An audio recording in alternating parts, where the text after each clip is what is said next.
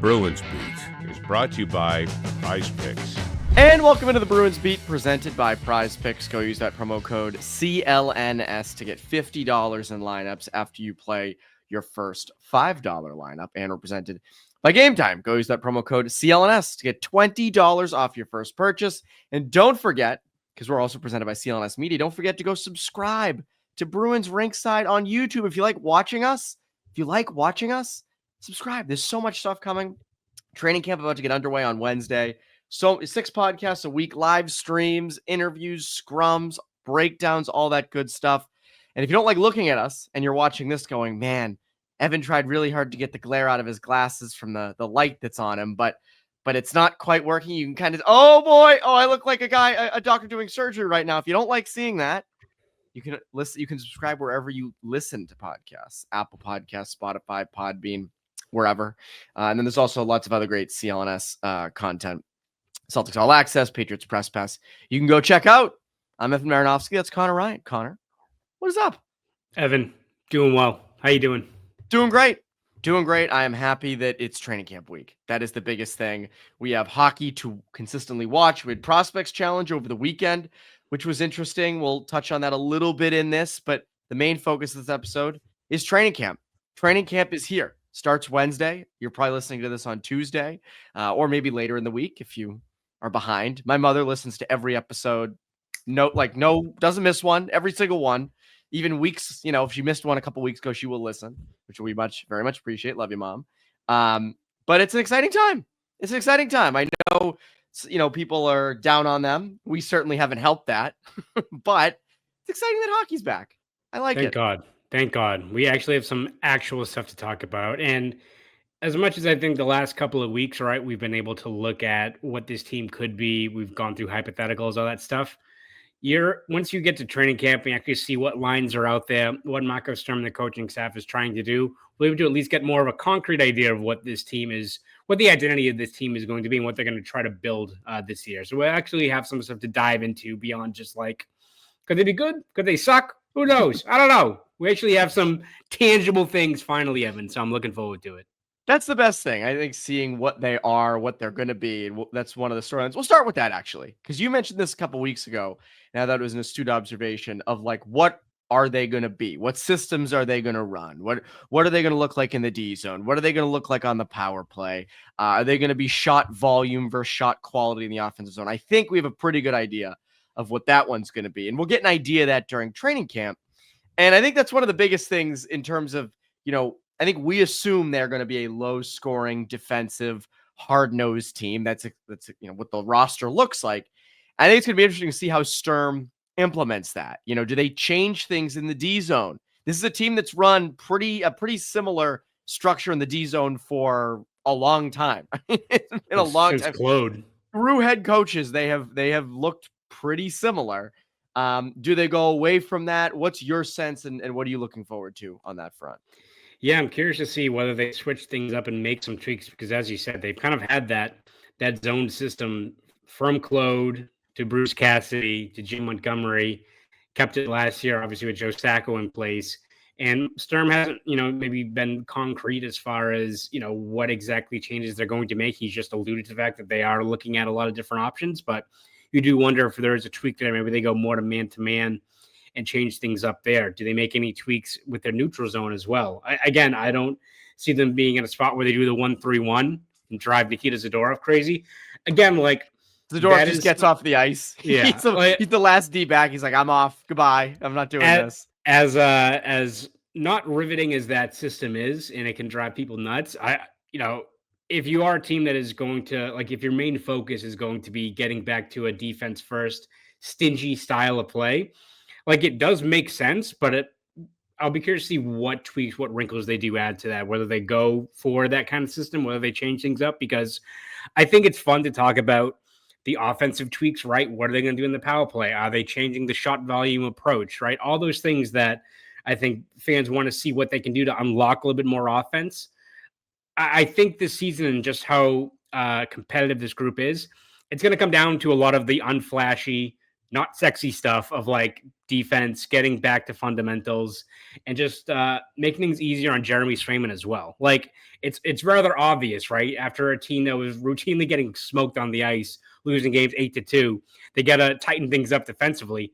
No crap, right? Like we all know that, but what steps do they have to do? And it's not the most riveting thing to see how it plays out. But I think for us, who's going to be there at training camp, it's going to be really fascinating to see just what kind of wrinkles, what kind of tweaks that Sturm and his staff made, because it does feel inevitable. They got to change some things up, if not just for the fact that last year was such a disaster, but you do wonder where they've had this zone system and all these, game plans in place for so long, whether it's just due for a refresh, not only because it didn't work last year, but also just to get kind of a new perspective, a new approach, and see if the players, some of those guys who've been there for a while, will they kind of run with it? Kind of similar to what, Bruce Cassidy had, that shot volume heavy approach.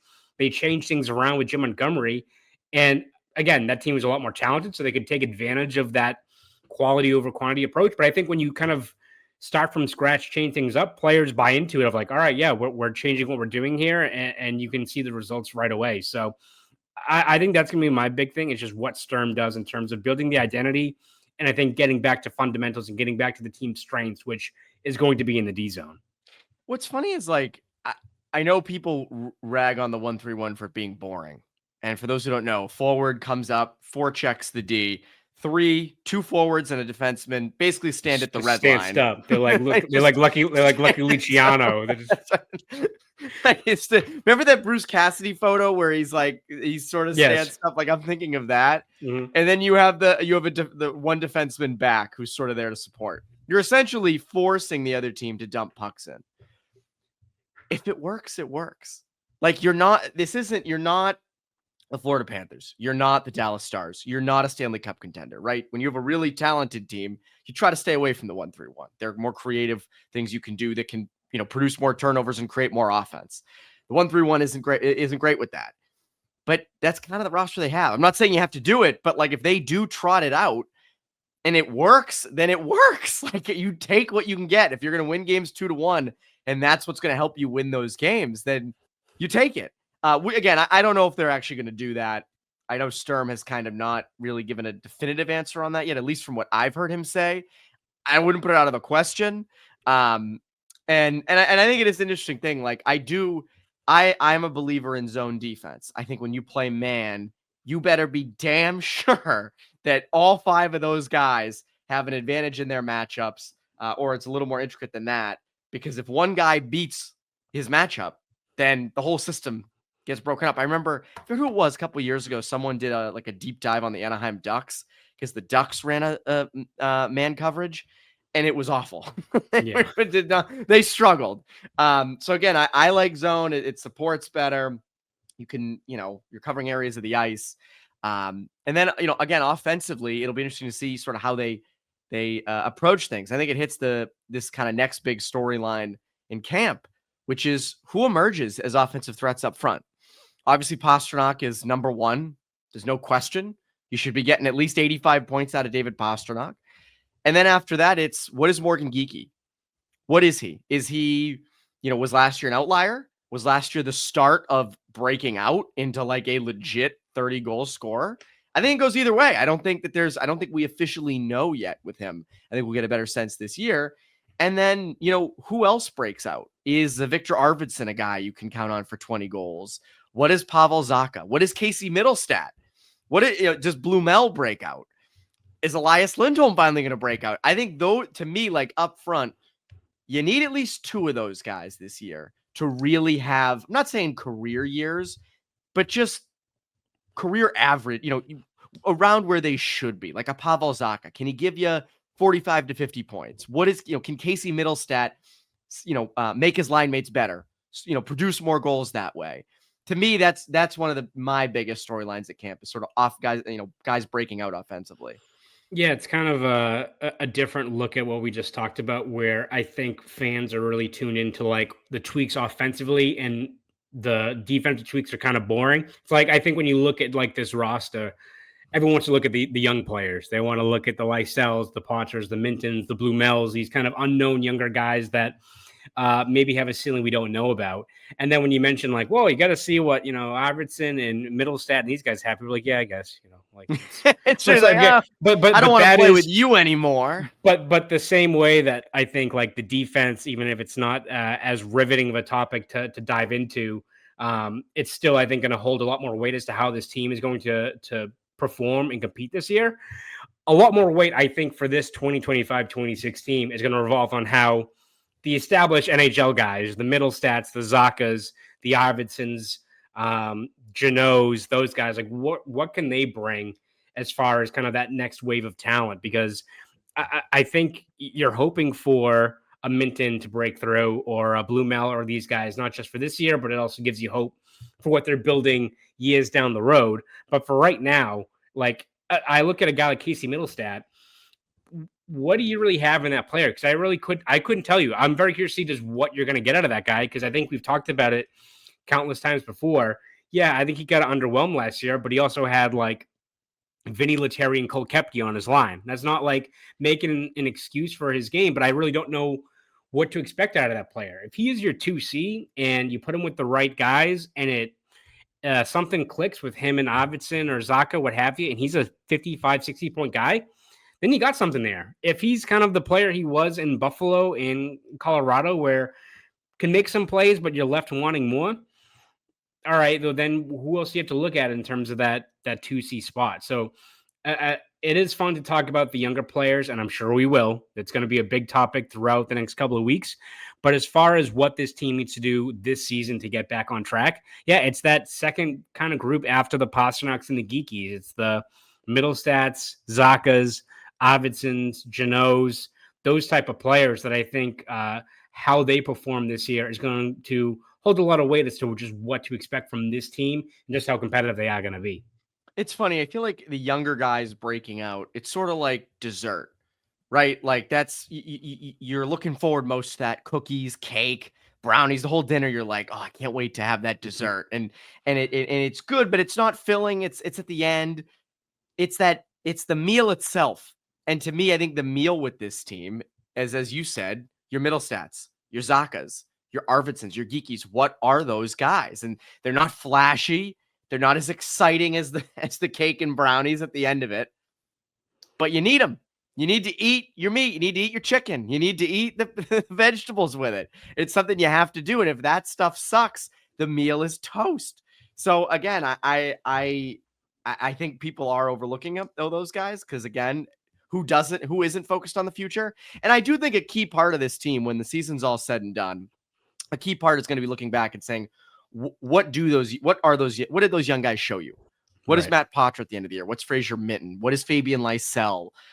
Even a Mason Lowry. What is Mason Lowry after his second or third full NHL season? So like, I think that's all important, but it's that middle six offensively. And I had like Elias Lindholm to that. I think a lot of people have written him off completely as like that's a terrible contract. And sure, it has not been good, through the 1 year that he's had it. But like, you need him. You badly need him this year. So I think that though, offensively, those are key elements that you can't overlook. And yeah, maybe, they're not 80-point getters, but if you're going to be competitive, which I assume if you're a Bruins fan, you hope your team is, although some people probably just want Gavin McKenna. They're like, we don't care. We'll take Gavin McKenna. But to be competitive, you're going to need those guys to cook. You know what always cooks though, Connor? What's that? What always cooks no matter what? PrizePicks. This episode is brought to you by PrizePicks. You and I, we make decisions every day, but on PrizePicks, being right can get you paid. Don't miss any of the excitement this season over on PrizePicks, where it's good to be right. And I got to say, I've been loving football season so far. I'm going to give you an example of why PrizePicks is so good. This past weekend, I did a 3-pick, but I did it a flex play. I did a flex play, Connor, instead of all in. You can pick flex. And I got one of them wrong. Demario Douglas had less than 1.5 receptions, but Drake May threw for way more than 179.5 passing yards, and Saquon Barkley rushed for more than 0.5 rushing or receiving touchdowns. So guess what? I still got paid. I still got paid, and that's the beauty of PrizePicks. It's simple to play. Just pick more or less on 2 to 6 player stat projections, and if you get your picks right, you can cash in. And again, PrizePicks invented the flex play, which means you can still cash out if your lineup isn't perfect. You can double your money even if one of your picks doesn't hit, which I did, and I like doing that. So download the app today and use code CLNS to get $50 in lineups after you play your first $5 lineup. That's code CLNS to get $50 in lineups after you play your first $5 lineup. PrizePicks. It's good to be right. It's good to be right. And you don't even have to be fully right if you do the flex play. So it's perfect. It is perfect. Mario Douglas, though. Come on, dude. Throw him the ball twice. Yes. Come on. In terms of storylines, one thing I'm kind of interested in, or I'm really interested in, not just kind of interested in, but really interested in, the captaincy. The captaincy. There is no captain. And end of last season, over the offseason, I think the popular public sentiment was David Pastrnak should be the next captain. It's clear, at least internally, they don't feel that way. Maybe they do, and they want to wait and see. Maybe they do after Sturm has coached for a little while. I mean, again, it's hard to name a captain with a brand new coach who hasn't coached these guys. But there is, now it's like, all right, they're going to go into the season with no captain. The question is one of McAvoy or Pastrnak actually ready? And I don't know if we're going to see that during training camp. I think you want to see that in those first couple months of the regular season. But I do think it's an interesting thing to track during camp. Yeah, no. And to your point, I'm very curious to see like how that dynamic changes or that storyline can change between now and let's say the start of the regular season, right? Does someone separate himself from the pack and gets named captain before the year starts? Do they go into the year with a couple of A's, right? Or is it something that they wait until next year? Do they do it at the midway point or something? They go to the Olympics and like, oh, by the way, like we decided, like how that kind of develops will be interesting to see. But I also think in terms of maybe like a bigger picture, it's just kind of with this new group of leaders, and it's not just everyone points to Pastrnak and McAvoy, but like Lindholm, both Lindholm, Zadorov, even Geeky, who I thought really kind of stepped up as a more vocal guy as the year went on. What kind of new culture or what kind of identity is this team, not just on the ice, but what are they preaching off the ice? Like, how are they changing things? Because I think Charlie McAvoy said a lot of interesting stuff during captain's practice a few weeks back where he's like, we still have the culture that's been here since Chara, and like we've relied on that quite a bit. You've seen the success, but we also can't rinse repeat. We have to change with the times. We have to maybe change our approach with some stuff. He mentioned like the younger generations maybe aren't brought in the same way. So like, are they more, not inclusive, right? Because I feel like Char did a good job of like, you couldn't call anyone a rookie or anything like that. But maybe in terms of, incorporating guys into the lineup or making it easier for guys to play to their strengths without having to worry about, playing a 200-foot game. Like I look at last training camp, right, where Lysell, a lot of the talk going into camp was, oh, is he ready? Is he going to be in a top 6 spot? Is he going to play with, some talented guys that have been in the NHL and see if he kind of can play off of them? And Brad Marchand was like, well, he's not going to play with us if he's not going to like be responsible in his own zone. I was like, remember that. Well, look, all right, well, good luck, Fabian. And I'm not saying that to like criticize Marchand, but I do wonder if they just change that approach of like, hey, like we know what you're good at. We're going to get you on the ice. You play your game, and the rest kind of evolves as you're up in the NHL, right? It's like no player is perfect when they're a rookie in the NHL. Child left behind. Yes, exactly. Like you're not going to have a complete skill set, but I do wonder almost like how you see,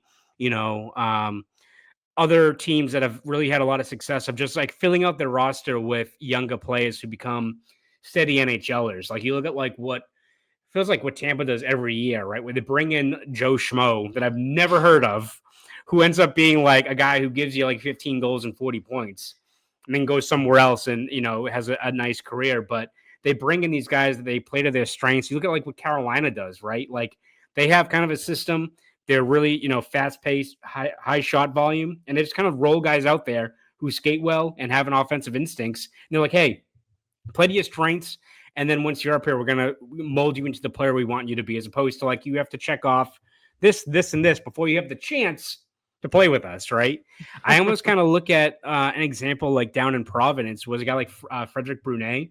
And again, he's got a lot of work to do to be like an everyday NHLer. But when the Bruins drafted him, 6'3", left shot defenseman, known as like an offensive first blue liner, the whole like knock on him was like, oh, he's gonna have a lot of work done to be a guy that can play pro games.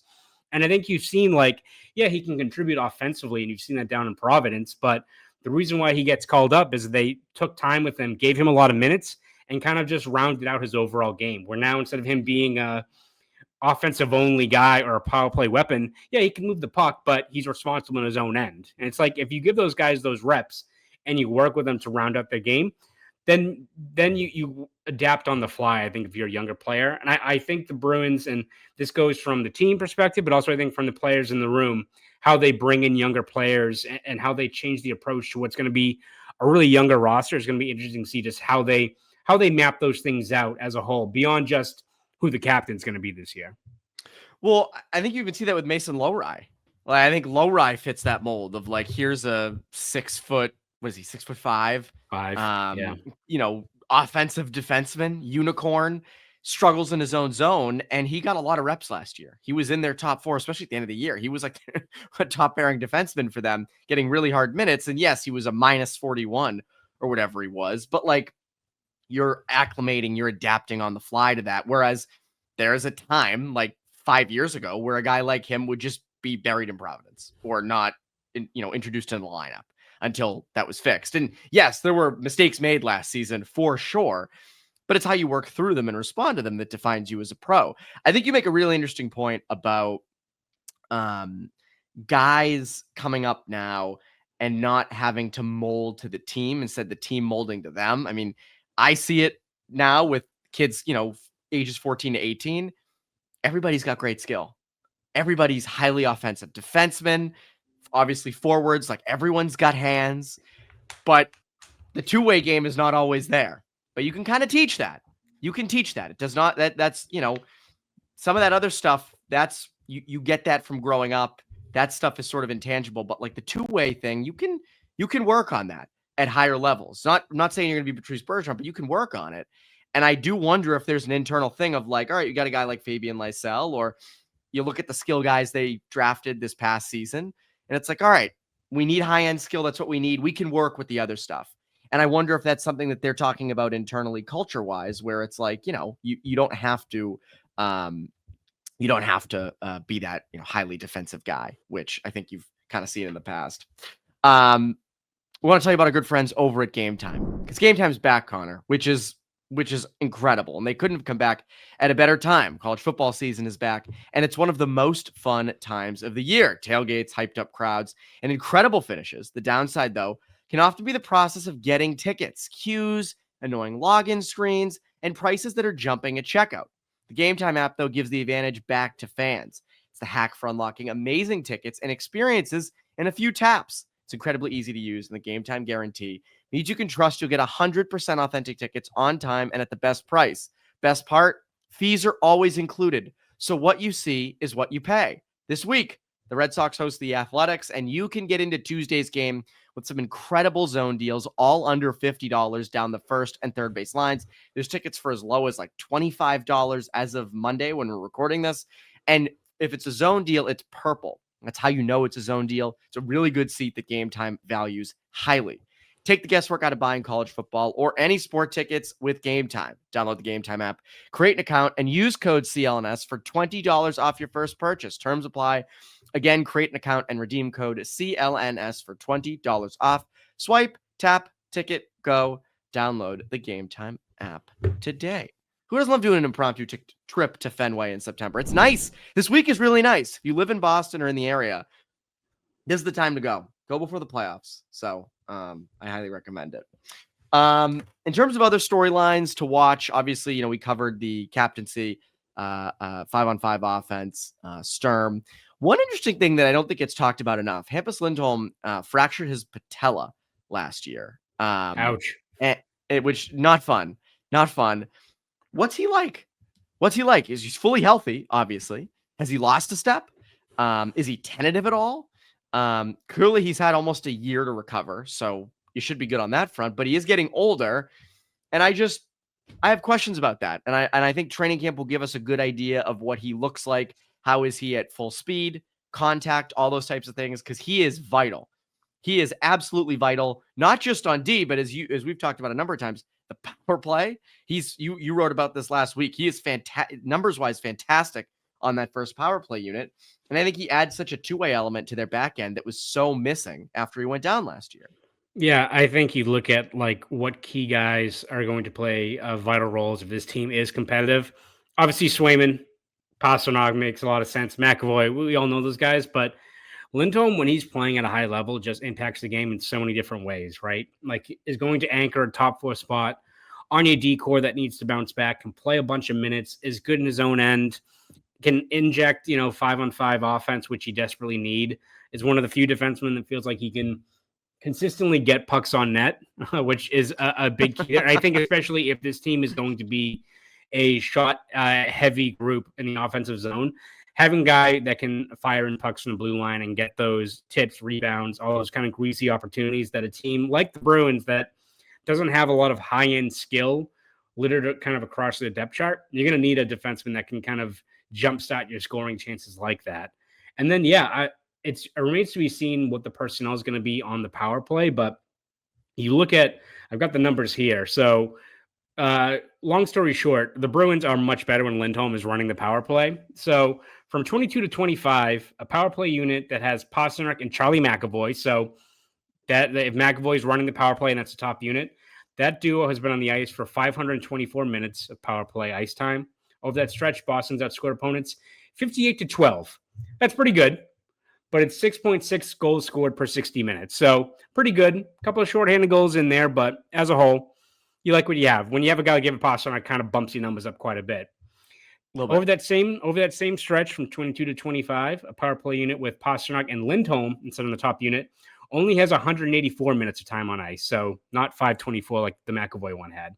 But in 184 minutes, Boston outscored opponents 36-1, which is an 11.74 goals scored per 60 minutes. So almost doubling the goal score rate over that stretch. And you even look at like some of that was maybe inflated by the fact that was that 22-23 season where McAvoy was hurt to start the year. But like Lindholm in that power play was humming that entire like first month and a half, 6 weeks of the season. And you even saw the unfortunate thing is the Bruins, one of their moves they made last year to try to kind of correct what was a really slow start to the year, ended up being a slow season as a whole, was putting Lindholm on the top power play unit. They're like, hey, the power play is not working. Let's put Lindholm out there.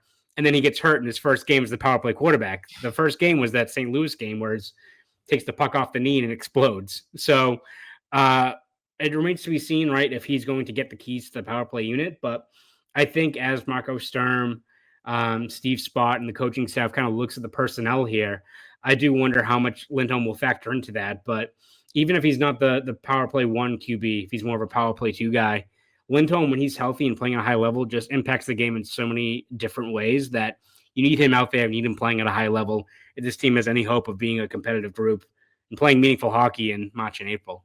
Yeah, I am curious. I mean, again, I know McAvoy makes the most money. He's your number one defenseman, no question, top 10 defenseman in the league. But like, the power play with him at the top has not always been smooth. It's not always been great. And that's okay. Like, and we've talked about McAvoy's expectations for this season quite a bit of like, can you unlock some more offense on the back end with him? Your power play's got to get better. You need those. And you saw, as you said, Lindholm's first game last year on the first power play unit was that game against St. Louis.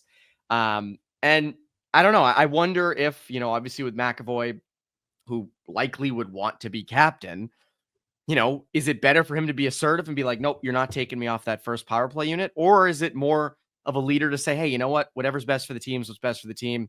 I'll anchor the second unit. That frees me up anyway. It's less minutes. I can play more in the D zone, more 5-on-5. I don't know. I go back and forth with that. What would I rather one of my star players do in that situation? And I think the better thing for the team, at least as your numbers allude to, is to say, yeah. And I'm not saying McAvoy's ever, by the way, like done that. I'm just saying hypothetically, like, I think it is better for the team for a guy like Hampus Lindholm to anchor that based off those numbers. Now, again, we'll see what he looks like post-injury. It might be a different story. But going off those numbers, I have a tough time not wanting that. I think that's the right move for them. And then also the D pairings. What do they do? Like Zadorov and Yoki Haru were pretty good last year. They should just keep those two guys. They should just keep those two guys together because they both got holds in one within like 3 weeks of each other. If that was ever a sign, if they've ever been assigned, those two guys should be on the same D pair together. There you go. Or maybe it's not. Maybe it's like, oh, they both got their luckiest moments of the year already. They have no more luck. You hit a hole in one, man. That's like decades worth of luck. So yes. I don't know. Maybe you don't want them together. But do you go with Lindholm and McAvoy and Zadorov and Yoki Haru and Lowry and Peak, or do you mix and match in there? You don't have Brandon Carlo anymore, so he kind of helped balance that second unit. I am curious the route they take with that. Lindholm and McAvoy, I don't have the numbers in front of me, but I know historically their numbers have been really solid together, right? Yeah, they've been really good together. Again, when you have kind of a super pairing like those guys, it does help quite a bit. Again, though, when you don't have the depth behind you, which they kind of don't have at this moment, you are running the risk of it being one great pair and then two pairs you really don't know what to expect out of them. So I think ideally you want to split them up.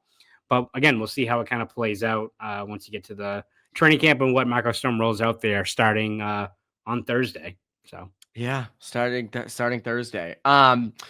Before we dive into one more storyline, make sure to subscribe to Bruins Rinkside on YouTube. What's the harm? It's free. You're watching our stuff. Just hit the subscribe button.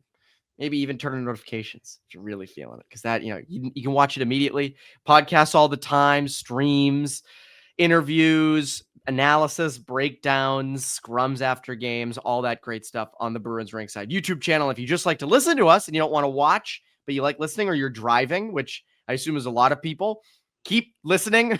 Don't watch us if you're driving. Please don't do that. And you can subscribe wherever you get your podcasts from.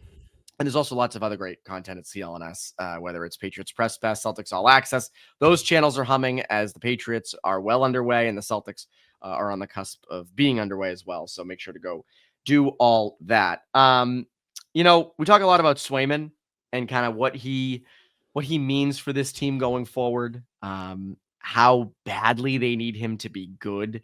And I don't know if you're going to get a sense of that from training camp. I just think the fact that he's having a full training camp is enough. Like, I think that's enough to be like, he should be much better than he was last season.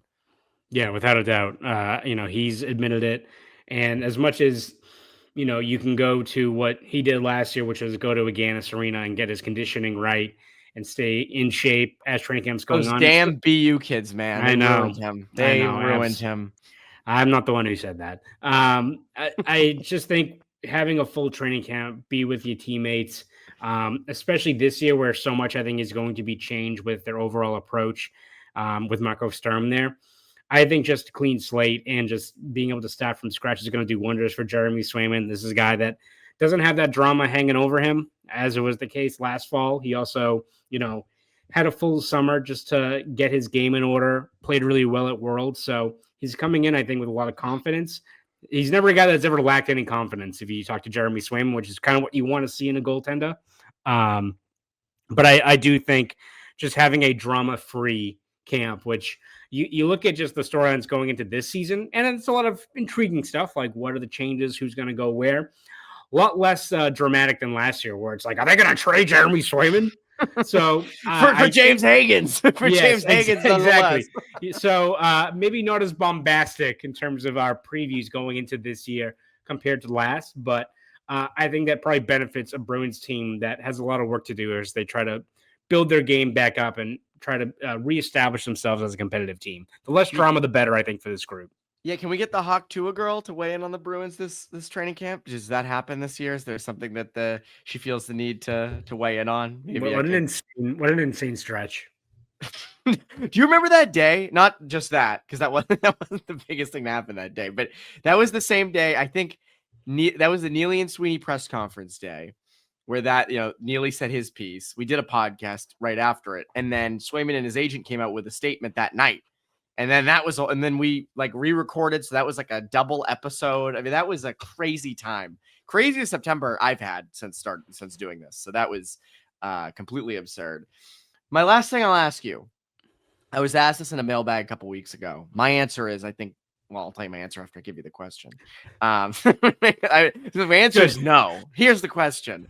Does this team look different come the start of the regular season? Do they make any trades during camp? I don't really see a spot where they do that. I know goaltending is one area that people think, like, do you deal DiPietro? Do you deal Korpisalo? I think that stuff kind of gets overblown, at least as of now. Roster-wise, unless you're like a huge upgrade, unless you're making a huge upgrade, unless you're like getting Kirill Kaprizov and then re-signing him, like I just don't. Like, what's the point of trading Pavel Zacha for first-round picks in camp? I just don't. You can do that if you wanted to in January. I don't see them making a move, but I'm curious if you do. Yeah, I don't see anything like bombastic, right? It's not like I think Marty Necas is going to be like, yeah, trade me. I don't want to be here in Colorado, or Kaprizov or anything like that. Zacha. I do think like one thing to keep tabs on is like the backup goalie situation, right? Like, can DiPietro make a compelling case for himself? Because if he's not beating out Korpisalo, he's probably going to get picked up off waivers. So like this is kind of make it or break it for him. And so if DiPietro looks great in camp and preseason play, does that change things as far as, I think there's still a lot of teams out there that could use another goalie. So I think that's something to keep tabs on, whether it's DiPietro or Korpisalo. But otherwise, I'm not expecting any crazy trades. I think you wait for the value to get bumped up at the trade deadline if you are going to do that with either acquiring guys or moving guys off this team. And then even like PTOs, usually you hear about them before camp starts, so nothing yet. And I just think, as much as there's a lot of guys out there that could be intriguing, right? You've got like, who's it, like Jack Roslovic, some of these players. You got like people mentioned like Matt Grzelcyk, right? I just think you look at this team, it already feels like there's a lot of uncertainty and a lot of possible options on this team as to who fits in where. I almost feel like I'd rather, if this is going to be a year, especially where it's a bridge season, where you don't really know who's going to go where, but you're trying to give opportunity to younger players, don't bring in like the Roslovic or someone like that. Like, I'd rather you just see what you have in-house. If guys run with it and are great, bring them along. If guys like Lysell or other players can't crack the roster, then I think, right? And you can move on. Like, I think this year, if it is going to be kind of a year with a lot of growing pains, a lot of new faces, see what you have both on this roster and in your pipeline, and then reassess moving forward, right? I feel like if you're a team that is more competitive or more on the cusp of being a competitor, that's when you try to find the value in a guy like Roslovic or someone else like that. Now, I don't think is the time for that. So I'm not expecting anything too crazy this training camp as far as roster movement, but I would say maybe just keep eyes on the backup goalie situation, because I think that one does have the opportunity to have some variance as to what we have right now and what we see once we get into October. Maybe the Hawk to a girl can take a side, Korpisalo or DiPietro. I think that's, we're wondering what she thinks. So I'll get the ball rolling on that. I'll reach out to the necessary parties so we can. Okay, good. Thank you. Emergency podcast on that when that time comes. Connor, this has been fun. What can people look forward to from you over the Globe and Boston.com? Yeah, you can read my stuff over the Globe and Boston.com. We'll have you covered every step of the way this Bruins season, starting with training camp. Thank God this week. We'll have you covered looking at lineup battles, combinations, what Marco Sturm is trying to build with this team. We'll have you covered every step of the way over at Warrior. If you want to follow me on Twitter, X, whatever it's called, you can at Conor Ryan _93. Go do all that. That's Conor Ryan. I'm Evan Marinofsky. You Bruins Beat listeners, have a great rest of your week.